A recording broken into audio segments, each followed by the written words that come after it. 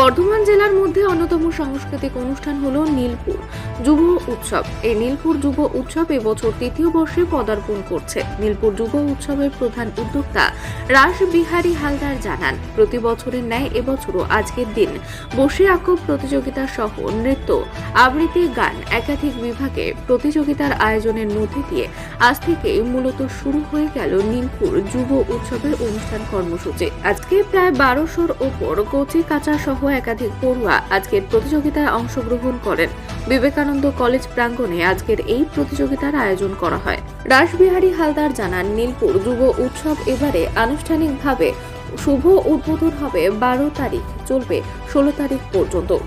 প্রতিদিনই থাকছে টলিউডের নামী শিল্পী, অভিনেতা, অভিনেত্রী। শেষ দিন উপস্থিত থাকছেন টলিউডের বিখ্যাত অভিনেতা জিৎ।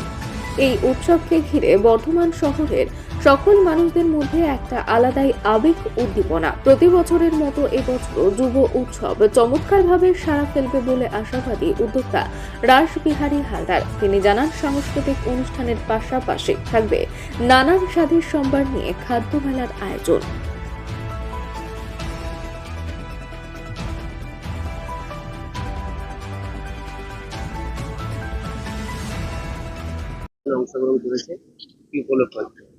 নীলপুর যুব উৎসবে আপনারা প্রত্যেকেই জানেন যে আমরা একটা কালচারাল কম্পিটিশন রাখি।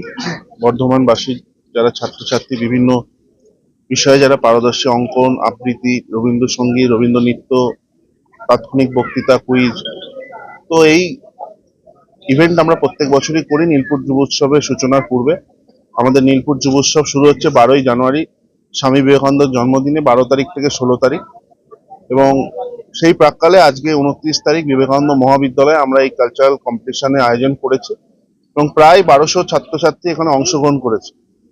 তো আজকে সেই অঙ্কন প্রতিযোগিতা এখন চলছে এবং প্রত্যেকটা রুমে তার আবৃত্তি, রবীন্দ্র নৃত্য, রবীন্দ্রসঙ্গীত প্রত্যেকটা চলছে।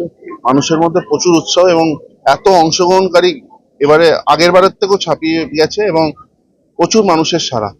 আমরা দেখে খুবই আনন্দিত যে বর্ধমানের এত ছাত্রছাত্রীকে আমরা এক জায়গায় নিয়ে আসতে পেরেছি।